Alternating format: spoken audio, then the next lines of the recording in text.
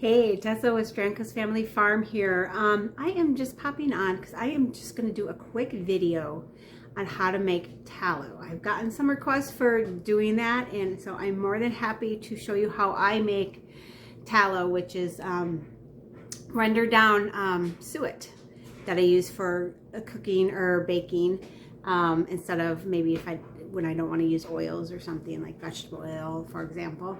So this is a great alternative and great for you. So I'm going to go ahead and show you how I do this.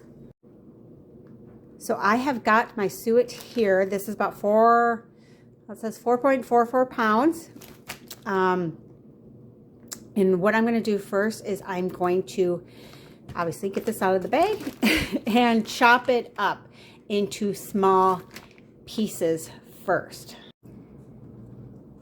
I am chopping the suet up into about 1 inch to 1 inch cubes before I put it into the stock pot. So you can see the rest of this is here, and I'll finish cutting this up. Or if you don't want to cut it up yourself, or you can just throw it into a food processor. I just do it by hand because I don't have a food processor, so I just do it by hand and cut it up that way. But if that's something you don't want to do, you can throw it in the food processor too.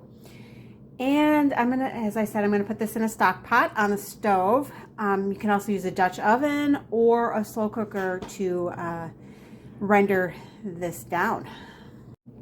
So I have my suet chopped up. I'm adding it to the stock pot, and I'm going to add this to the stock pot, and I'm going to cook it on low for 3 to 4 hours until it becomes a liquid form, and you're going to see little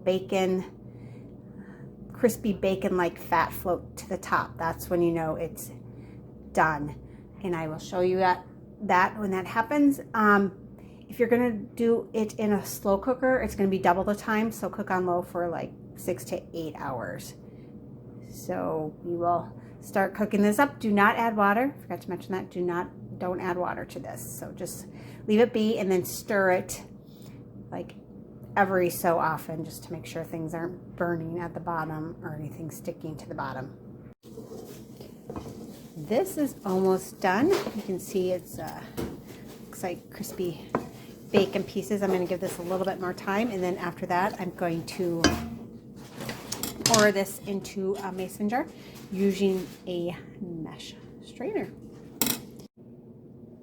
So the tallow is done, or at least it's been rendered down, and I poured them in mason jars. So it was about 1.5, almost 1.5 jars of tallow.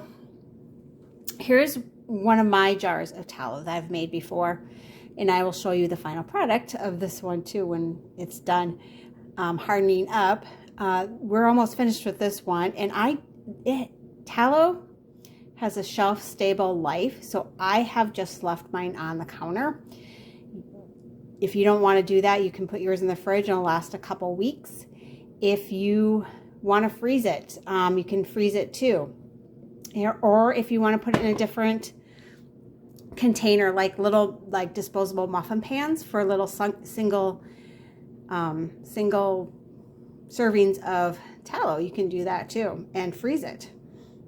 So it is done and ready. I just wanted to do this, take this video a day after it was evening when it finally was finished. So yeah, that is it. That's how you make beef tallow. So I hope this was helpful.